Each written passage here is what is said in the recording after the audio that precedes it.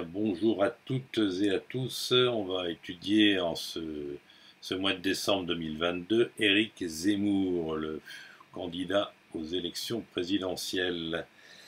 Alors, pour ceux qui ont un petit peu l'habitude, quand on regarde le visage, on voit tout de suite qu'il y a une prédominance de la zone supérieure, hein.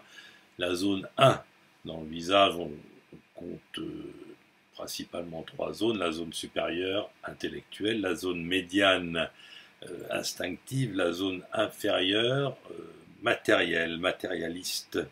Donc là, il y a une prédominance de cette zone supérieure.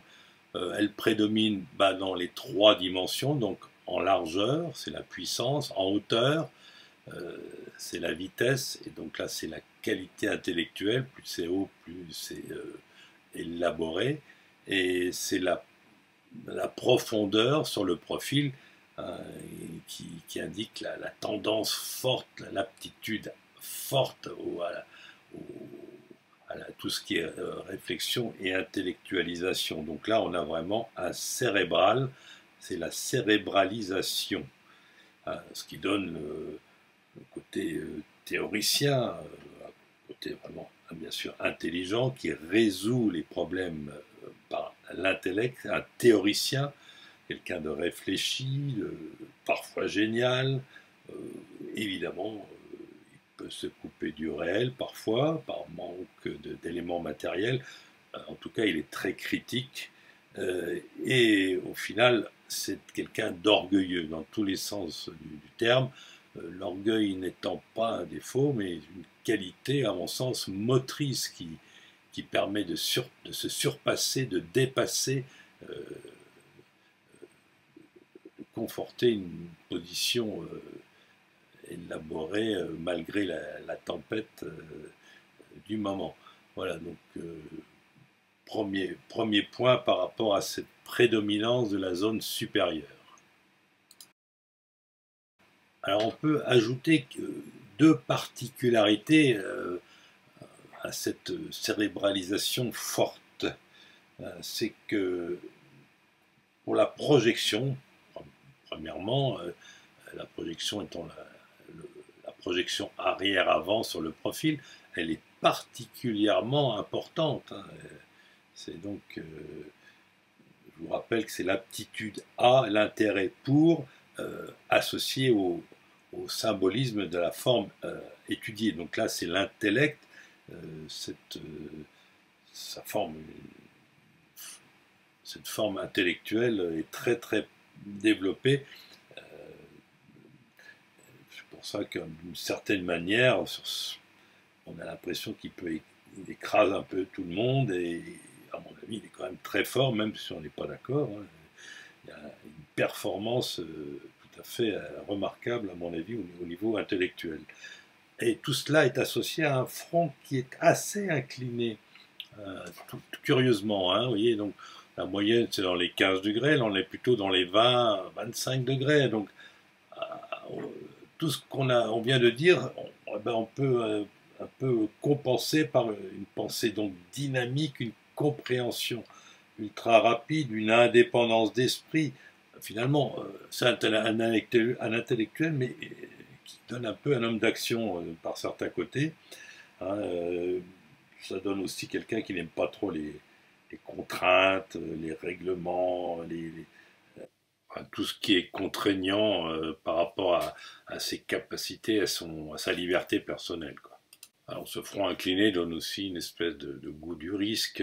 On n'est pas trop à suivre les traditions à la lettre. On fait un peu à sa guise. On est un homme un petit peu libéré des contraintes que la société peut vous imposer. Alors, dernier petit critère associé à cette inclinaison du front, c'est que en fait, c'est la parole donnée qui compte presque plus que les contrats écrits, hein. Donc c'est un petit peu paradoxal par rapport à ce côté intellectuel. Donc très intéressant, hein, cette inclinaison du front par rapport à la cérébralisation. Les deux s'associent pour être encore plus percutants.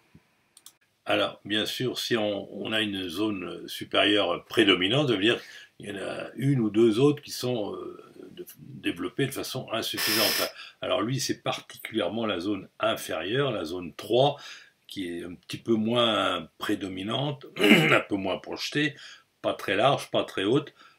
Donc là, c'est la zone de la matérialité.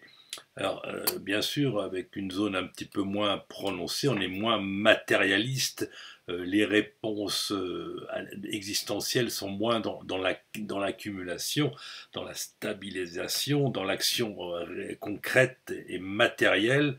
Et donc, ça confirme bien que Zemmour est un intellectuel extrêmement performant à mon sens. Alors on peut resituer l'ensemble du visage par rapport aux différentes lignes qui sont les lignes frontales, les lignes centrales et qui se croisent sur le profil, hein.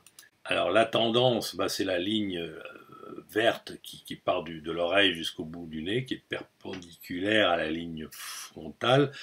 Bah, chez Zemmour, la tendance est normale, hein. C'est pas une tendance physique, évidemment, on s'en douterait, quoi qu'il puisse aimer le sport dans son côté challenge, victoire, perdre, ça c'est une autre affaire, hein, mais il n'est pas physique, il ne vit pas de ça.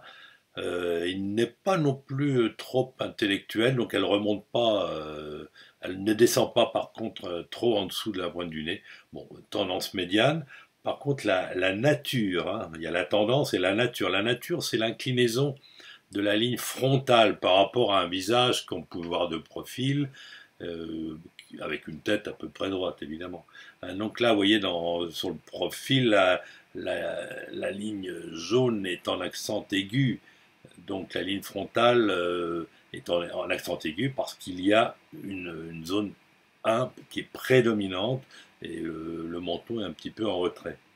Donc ça, on trouve les solutions par la réflexion et pas par une réponse matérialiste ou matérielle, hein. C'est encore un côté évidemment intello chez Zemmour. Alors, la zone de l'énergie est bien développée dans les côtés muscles sourciliers, avec les sourcils un petit peu en bataille. C'est quelqu'un qui a de l'énergie, qui est relativement infatigable, malgré son côté intello, il a du répondant physique, il peut tenir la distance, hein. Deuxième petit point de détail, l'oreille est grande, large. L'oreille, c'est un mur de protection contre l'extérieur. Et ça renforce un peu sa personnalité et son indépendance intellectuelle.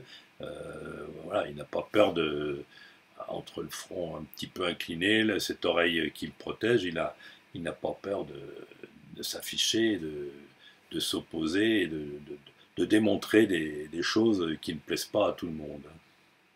Alors, il est intéressant de reprendre quelques éléments de description du visage au travers de la courbe de Lanfranchi, qui est avec Hermiane et Ledrich, mes trois auteurs favoris.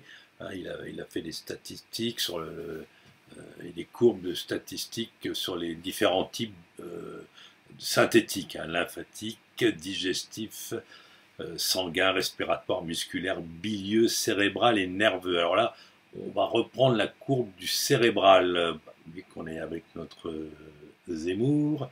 Et vous voyez les caractères qui font arriver à du cérébral, c'est le petit format, hein. Donc on est petit format en taille, en poids, hein. Après on a le profil droit, bon c'est un peu plus banal, encore que une légère peut-être convexité. Une prédominance de la zone supérieure, là c'est éclatant. Le menton en retrait, on en a déjà parlé, hein. À chaque fois il y a une flèche orange, enfin rouge, ocre. L'œil vif ouvert, évidemment, ça se retrouve aussi. Les joues plates, on a aussi les cheveux dégagés, bien sûr. Et enfin la bouche mince, hein. Donc ça c'est des critères qui font se rapprocher du cérébral, comme on vient de le voir. Mais il n'y a pas que du cérébral chez Zemmour, il y a le bilieux par les joues plates toujours, par les cheveux drus, bon, quand il en avait, probablement, il y en a moins qu'avant, la bouche la bouche mince également, et ce que j'ai pas dégagé avec la flèche, c'est la région des sourcils. Bon. Enfin, là, on a déjà des critères du bilieux. Donc, le bilieux, c'est le bosseur, le travailleur, l'infatigable. Le cérébral, c'est le génie qui imagine, qui fait des plans sur la comète, qui réfléchit sans cesse. On peut retrouver peut-être un peu quand même de respiratoire, c'est la colonne R, avec le profil un peu convexe. Hein. La convexité se voit avec l'avancée du visage moyen sur le profil. Donc le côté défricheur, le côté leader, donc, vous voyez, qui veut être en avant, le porte-drapeau. Et le porte-drapeau, pas pour être derrière, mais pour être devant le leader. Et ça accentue l'orgueil du cérébral. Donc, évidemment, c'est un gagnant. Hein, il bataille, il bagarre sans problème. Ah, encore un petit point de détail, la queue des sourcils qui normalement se dirige vers le tragus qui est juste devant l'orifice de l'oreille, elle va un petit peu plus bas à mon sens, et donc ça donne, la personne se prend au sérieux, hein, ça donne une très bonne prise en charge par l'instinctif des fonctions intellectuelles. La descente est favorisée, donc voilà, l'individu se prend au sérieux. Hein. Alors, je pensais aussi à son côté cérébral, un petit peu bilieux pour certains éléments, peut-être un petit peu respiratoire. Et ça, comme par hasard, sa compagne qu'on peut voir avec lui, et tout sauf ça. Elle, c'est plutôt le côté digestif et sanguin hein, qu'elle a dans la classification de l'enfant qui. Donc c'est côté accueillant, sociable, qui va lui apporter un besoin affectif, qui va être une animatrice très, très cordiale par le côté sanguin. Et je pense qu'il a trouvé avec elle une bonne complémentarité. Alors, on voit sur son profil le myrtiforme qui est bien présent là. Il n'est pas tout le temps là, hein, bien sûr, mais de temps en temps, il se manifeste avec cette opposition intériorisée. Hein. C'est le bombement de la lèvre supérieure. Hein. Il s'oppose plus comme ça, et avec son orgueil, plus qu'avec une lèvre inférieure saillante, comme on peut le voir chez d'autres personnes. Mais il fait rail dur, hein, si l'on peut dire quand même. Hein. Le bord du nez est fin, hein, le bout du nez est relativement fin aussi. C'est quelqu'un qui, en fin de compte, qui est assez discret, qui fait les choses de façon un peu discrète, sans éclat. C'est avec les idées qu'il fait des éclats, hein, plus qu'avec son comportement. Alors on termine par les narines qui ont deux caractéristiques, elles sont un petit peu en V, hein, donc ça donne du punch, un peu de speed, de l'agressivité un petit peu, bon, sans plus. Hein, le bout du nez n'est pas large ni sur son côté face, ni projeté sur le profil, donc il y a du contrôle. Hein. Mais enfin, les narines sont aussi découvrantes, elles remontent un peu. Donc il y a un peu d'instabilité quand même, au bout du compte, un peu de fébrilité dans l'impulsion finale. Hein. Et bien voilà la fin de cette vidéo. J'espère que ça vous a plu. Vous pouvez laisser des commentaires, positifs ou négatifs, poser des questions si ça vous semble nécessaire. Bon, la réalisation n'est pas toujours parfaite, mais ça prend beaucoup de temps et j'ai énormément de travail, donc je fais ce que je peux. Voilà, à bientôt tout le monde.